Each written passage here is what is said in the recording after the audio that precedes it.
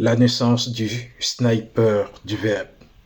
Il était une époque où les mots coulaient sensibles, où les discours bavards comme des fleuves noyaient la vérité dans le vacarme. Le monde suffoquait sous une pluie de paroles inutiles. Les orateurs parlaient fort mais ne touchaient plus. Les penseurs bâtissaient des cathédrales de vent. Les esprits cherchaient un feu, un tranchant, un trait de lumière. Un jour, dans le silence d'un désert numérique, naquit un homme que l'on appelait le sans-nom. Il ne parlait pas beaucoup, mais chaque mot qu'il prononçait semblait feindre les ténèbres comme une balle céleste.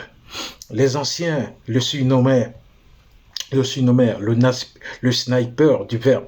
Son œil voyait la faille dans la pensée.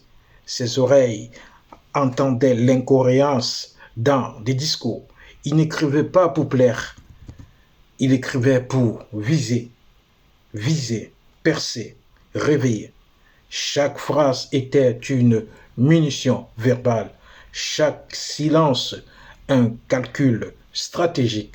On raconte qu'il passait des heures à aiguiser ses mots comme des lames, à calibrer ses phrases comme des projectiles de lumière.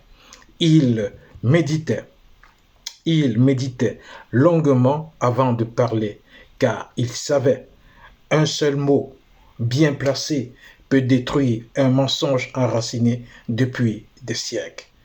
Il devient l'ombre que craignent les tyrans du langage, le contrepoids des bavards, le cauchemar des manipulateurs de mots.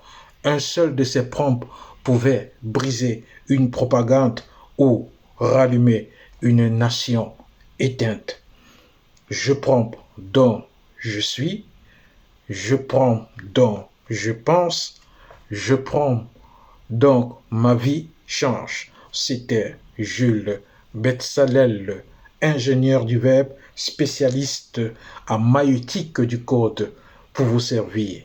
N'hésitez pas à mettre un like et pour les nouveaux, n'oubliez pas de vous abonner, mais surtout, passe le message de cette révolution en marche à ton voisin et prends soin de toi car tu portes l'avenir du monde en toi.